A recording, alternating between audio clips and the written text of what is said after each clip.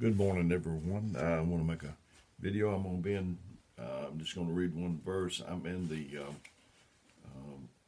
trying to do a little series on the senses, as I explained.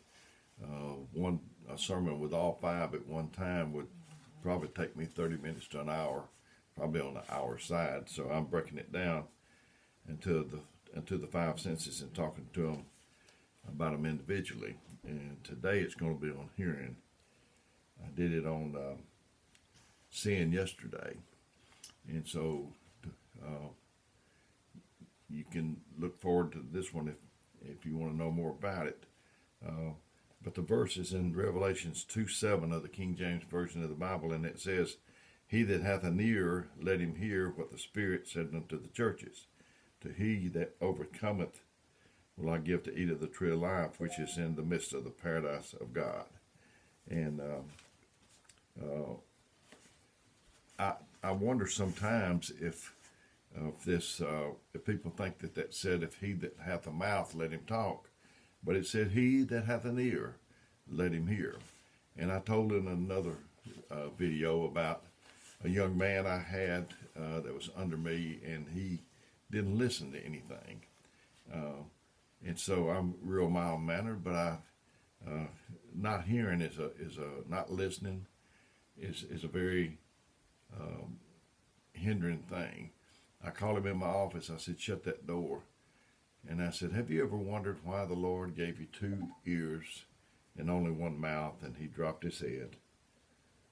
And I knew that he had been told that before. I said, "You've been told that before, hadn't you?" And he went, I said, "Like from your mama and your daddy and your first grade teacher and everybody that you've ever come in contact with."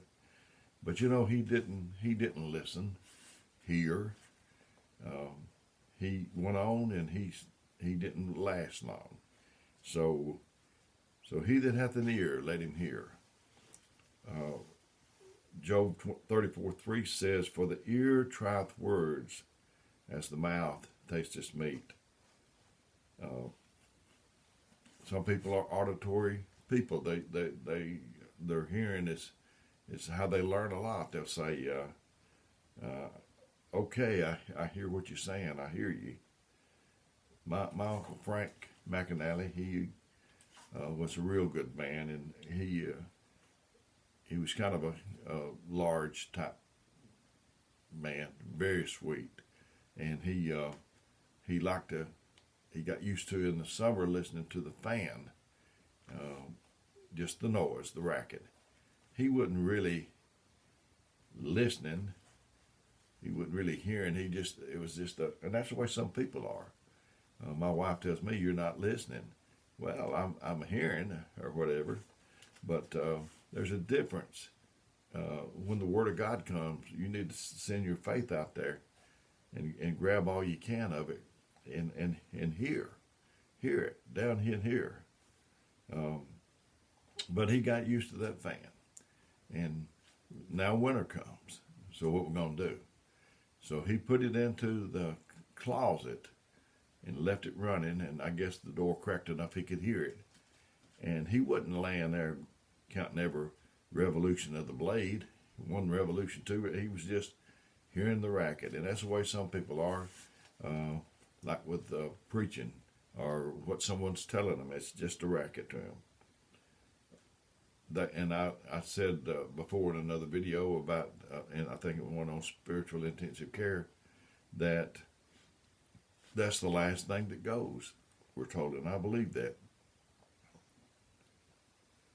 I knew Brother David Jones. I've said in another video that I was with him 13 years, and I learned a lot from him and the way he handled people. I could hear people talking about him. I knew that they were talking about him, and he could too. I mean, he had selective hearing, and he just acted like they spoke another language that he didn't even understand them. And so some things is not even worth your attention. If you ignore it, that's the best thing you can do to it. Jesus did that. He was before rulers, and he wouldn't even answer them. He said, "Don't you answer anything? You know, no, you're not going to say anything."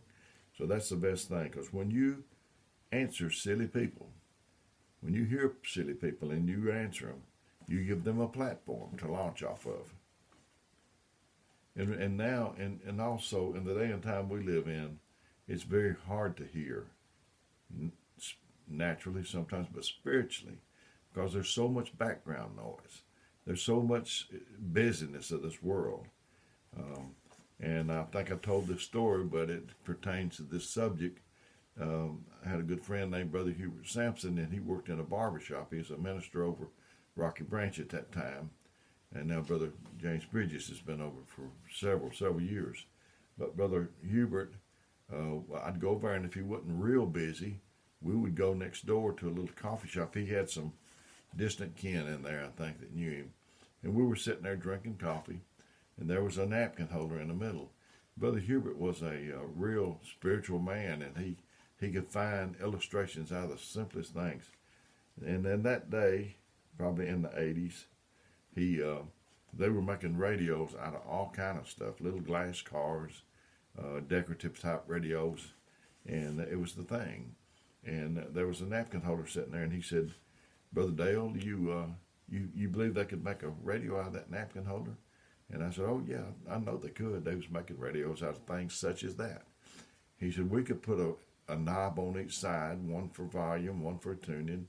And he said, "It wouldn't pick up anything, would it?" And I said, "No, especially not if I did it." And he said, the reason why is it doesn't have the works in there. We've got the works. We've got a transmitter, and we've got a receiver. So he said, why could, if they made it into a radio, why couldn't we hear it? And he said, static on the line. And static on the line of the little radio, but static on the line of us. Sometimes people can't tell us something. The minister can't tell us anything, because while he's speaking, you know that's true. When someone else is speaking, while I'm speaking right now, you're thinking something. And maybe some of this you're not going to let in because of the thoughts that you've got's crowding it out. But listening, hearing, this is so important. And I read you on another video, it said, "Even a fool, when he holdeth his peace, is counted wise, and he that shutteth his lips is esteemed a man of understanding." If what you got to say is not better than the silence that's there, then it's not even worth you repeating it. And I know that people, whenever someone else is talking, they're formulating their answer, what they want to say. I do that. And I'm ashamed of it. I wished I wouldn't do that, but while they're there. But the greatest compliment you can give a person is to listen intently until they're finished speaking before you say anything. We seek to be understood. We want everybody to understand us. If we'd seek to understand first, it would be a lot easier for people to understand us the way we want them to. Proverbs 1:5 says, "A wise man will hear and will increase learning, and a man of understanding shall attain unto wise counsels." Matthew 11:15 says, "He that hath ears to hear, let him hear." And I don't usually tell many stories. I do if I'm in church in the pulpit or on the floor. Seems like I've told a lot of stories, and I'll tell a funny every now and then.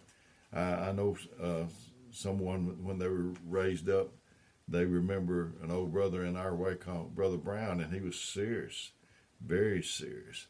And he thought that was the only one that he had seen, I guess, or the main one, and he thought that's the way it ought to be done.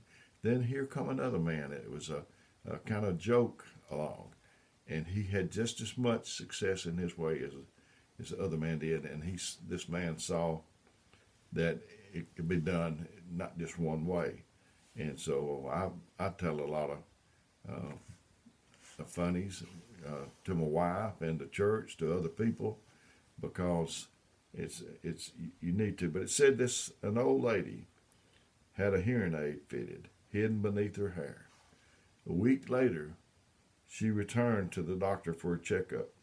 "It's wonderful. I can hear everything now," she reported very happily to the doctor. And is your family pleased too? Asked the doctor.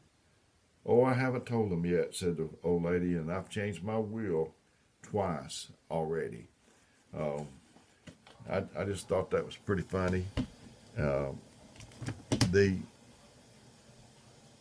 but hearing is so important.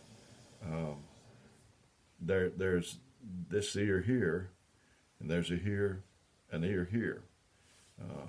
Then you need to get the engrafted word of the heart. You need to hear it way down here in your spirit, as well as in your natural hearing. And so the senses, got to have them. If we don't have them, when they start leaving, we start dying, and when they're gone, we're gone. And like I said, the last one it leaves is hearing. If you can't hear, and it seems like I've been around a lot of people that can't, and they can't hear it thunder, so to speak. So and they tell me how awful it is. I had some hyperbaric oxygen treatments because I had radiation burns, and you're in a tank, and it simulates going down 33 feet, a pretty good bit of pressure. Sometimes they have to put tubes in people's ears is having that treatment. But anyway, my right ear stopped up, and I mean stopped up, and I couldn't hear anything out of it hardly at all. I mean, I don't think I could. And my wife would tell me how loud I was being, because I couldn't tell.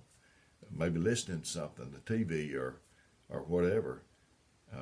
So hearing, we need every one of them senses, and hearing is very important. So I've enjoyed getting this to you. Maybe tomorrow I plan on doing tasting. So we'll shoot for tasting tomorrow. Come back with me. If you need anything, let me know.